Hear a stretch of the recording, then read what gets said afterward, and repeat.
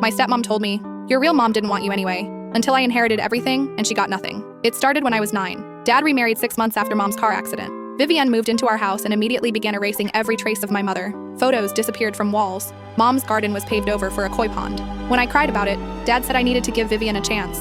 "She's trying so hard to be a good mother to you." But Vivian wasn't trying to be my mother.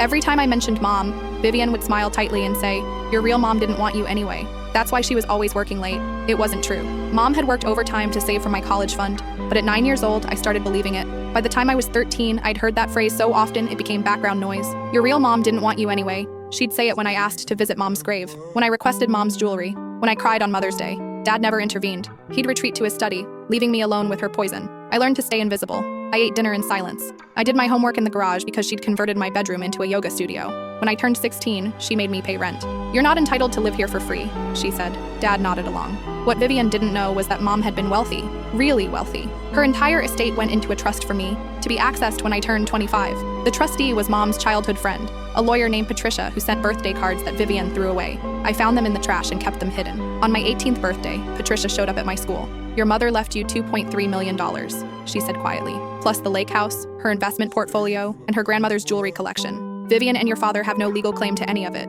I kept working my retail job, kept paying Vivian rent, kept sleeping on the garage futon. For 7 more years, I played the unwanted daughter while secretly meeting with Patricia to learn about investments and wealth preservation. I got my degree in finance using mom's trust fund. Vivian thought I was drowning in student loans. When I turned 25, everything transferred to my name. The same week, Dad had a massive stroke. He survived but needed round-the-clock care. Vivian suddenly faced reality. The hardware store was failing. Their savings were gone. The house had a second mortgage she'd taken out for her boutique, which had closed after 8 months. She called me for the first time in a year. "Your father needs you," she said. "Family takes care of family." I met her at the hospital. She looked smaller somehow, her expensive highlights grown out. She actually expected me to help, to pay for Dad's care, to save them from bankruptcy. I sat down across from her in the cafeteria. "Did you know Mom left me everything?" I asked. Her face went pale. "What?" $2.3 million. The lake house you always wanted. All of it. Mine since last week. Vivian's hands started shaking. "Then you have to help us.